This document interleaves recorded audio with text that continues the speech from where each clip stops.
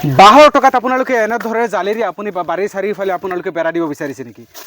মাত্ৰ আপোনালোকে বাঁহৰ টকাৰে আপোনালোকে যদি বাঁহেৰে বাৰীৰ চাৰিওফালে এনেকুৱা যদি জালি দিয়ে তেনেহ'লে আপোনাৰ প্ৰত্যেক বছৰে বাঁহ বেয়া হ'ব আৰু আপোনালোকৰ খৰচ প্ৰত্যেক বছৰে হ'ব। কিন্তু এবাৰ আপোনালোকে লগালে 10 বছৰৰ পৰা 20 বছৰলৈকে আপোনালোকে গেৰাণ্টি পাব।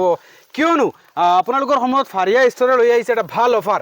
শুনা পাইছোঁ আপোনালোকে এনেধৰণে আপোনালোকে বাউণ্ডাৰী আচলতে জালিৰ বেৰা দি আছে। হয় হয় আৰু নিশ্চয় 10 বছৰ লগতে গেৰাণ্টি দি আছে। হয়, 10 কালাৰৰ বছৰৰ 20 guarantee। বছৰৰ ৱাৰেণ্টি দি আছে। হয় হয় কালাৰৰ কাৰণে 20 বছৰৰ ৱাৰেণ্টি দি আছে। যদি 20 বছৰ আগত যদি কালাৰখন কিবা কাৰণত যদি এৰাই যায় হয় আপোনালোকে কালি ফোন মাৰি পেলাই কয় হয় যে মোৰ কালাৰটো ফেঞ্চিঙৰ পৰা এৰাই গ'ল। হয় এয়া হ'ল আপোনাৰ প্লাষ্টিক কালাৰ যিটো বুলি কয় প্লাষ্টিক আৰু কালাৰ ইয়াত দেখা পাইছে চাওক গৰু ছাগলী সেইবিলাক দূৰৰ কথা সৰু সৰু মানে কুকুৰক সোমাব নোৱাৰিব অৰ্থাৎ মুৰ্গী সোমাব নোৱাৰিব।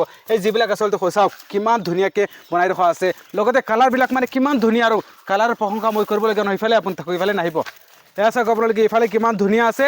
আৰু আচলতে যদি কোনোবাই আধা বিঘা যদি দিব বিচাৰিছে বেছি খৰচ নালাগে। মোৰ মতে বাঁহৰ টকাৰে হৈ যাব। হয় হয় হয় এটা বাঁহৰ দাম 100 পৰা 150 টকা বৰ্তমান সময়ত আৰু লগতে মিস্ত্ৰী খৰচটো আৰু আছেই।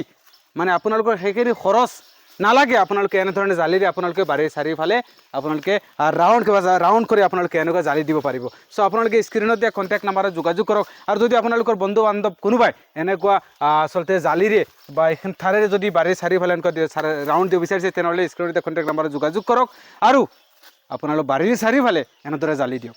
ধন্যবাদ।